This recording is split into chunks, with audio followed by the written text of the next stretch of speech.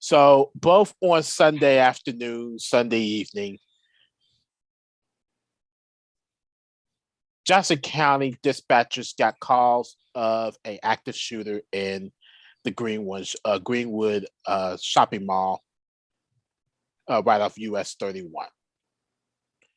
Police responds, and a good Samaritan is what the media is calling him, saying that he pulled out his gun that he had legally registered and was allowed to legally carry because of the constitutional law in the state of Indiana, and shot the shooter and prevented more deaths, because if he was not there, more deaths would have happened.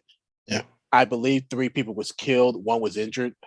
I believe. That's what I last heard. Yes, but I'm not 100% sure about that. Because I believe both situations, which I'm about to get into next, is pretty much the same, and I'm not sure if I could very well be getting my facts mixed up, but I believe it was 1 injured, 3 killed. I'll find out for you. Okay. I mean, I got the article, but I just can't find it because I'm just speed reading. No, that's fine. 1 killed. I mean, 1 injured, 3 1 injured, 3 killed that I know of. There were people in that mall that were carrying weapons as well, but did not have time to get them out and shoot them. Victor Gomez, at the age of 30, had died from him shooting, from the mass shooter shooting him, or the shooter shooting him anyway. And he had a gun, but didn't have time to pull it out. So a good Samaritan shot him, shot the shooter, and prevented more deaths. A few minutes later, another mass shooting happened at a vigil in Beech Grove, Indiana. It held up the paramedics from going to that scene because of the Greenwood shooting at that time, which was very devastating. So, I don't know for sure what was the death count. I believe it was 2 killed and maybe 1 injured or something along those lines. I'm not 100% sure. I'm just tired of reading about these damn mass shootings. I am too. If people can understand that what the Good Samaritan did at the Greenwood shopping mall, should be able to say, hey, you know what? This is what's going on. This is what's happening. He shot him, and he's labeled as a Good Samaritan, and he's labeled as that because he did not go on a rampage himself. This is a perfectly sane person that shot an unstable person. So there's a big difference between the two. You still have to be able to put your laws down in order for you to gain some sort of momentum. You're not going to always catch them, but you should be able to have laws placed in order to not to have these situations to keep happening. And people are saying all of these red flag laws and stuff is not going to work. You don't know that until we try it. And even if we do it, it still holds people to accountability. People that say that don't want accountability, and I hate their guts for it. That is all I have. 3 people was killed. That was including Gomez on that point. So I happened to watch Jamela Hill's podcast, the Unbothered podcast, where Sonya Curry was a guest. And she wanted to bring her on so she could talk about, her journey, which she wrote her new memoir, which is called Fierce Love. And that's when she talked about her devotion to education, family, and faith. And also on that video, she talked about how her children, Stephen, Seth, and Seidel, have responded to her memoir. But I just got to the mental health side of it. I did watch that, but I watched the mental health side of everything and what she did. Pretty much,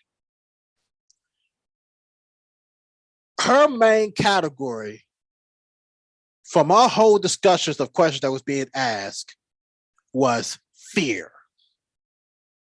Fear. Fear of everything of what she had done. Fear of how everyone was going to react, including her children. She had talked about her, ouch, her new relationship. I didn't want to say it because it was just kind of like those uncomfortable squeezes, that you can't, you're really trying to avoid it, but you really can't. You just really have to knock it down and just say it. Right. But she talked about her new relationship, and she was asked if her children knew about her new boyfriend. And at the time, they did not know nothing about it. So I'm under the assumption I'm not going to just throw anything out there. It just seemed like from the way that she was talking, it looked like that they all knew about the divorce and the affair and this new relationship all within one sitting before it actually came out in the news. Affair. That's how I'm seeing that. Who had the affair? Well, that's tough to say because when I read the documents, Darrell Curry was the one that actually wanted to file the divorce, saying irreconcilable differences, saying that Darrell had accused Sonya of having an affair with his best friend, which was former Eagles tight end Steve Johnson. I might be wrong. That sounds almost accurate. Yeah. So that's what Darrell accused Sonya of, and Sonya went right around and said that, hey, Darrell did the same thing. But it was pretty much Darrell Curry that actually wanted the divorce. But it's amazing because after 33 years, damn. It's just a big damn.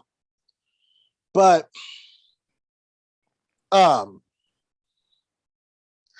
she also talked about the abortion.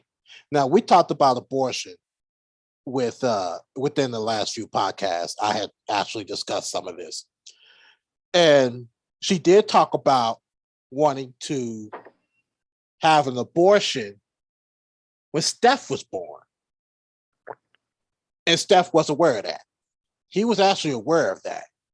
And it kind of shocked me because from the way that she was talking, she was really ready to actually have, that relationship. She was ready to, be a young mom and all of that. She was ready for it. But for her to have an abortion really kind of blew my mind, but she didn't have it. So she ended up changing her mind. So that was very, very shocking to me when she wanted to have an abortion.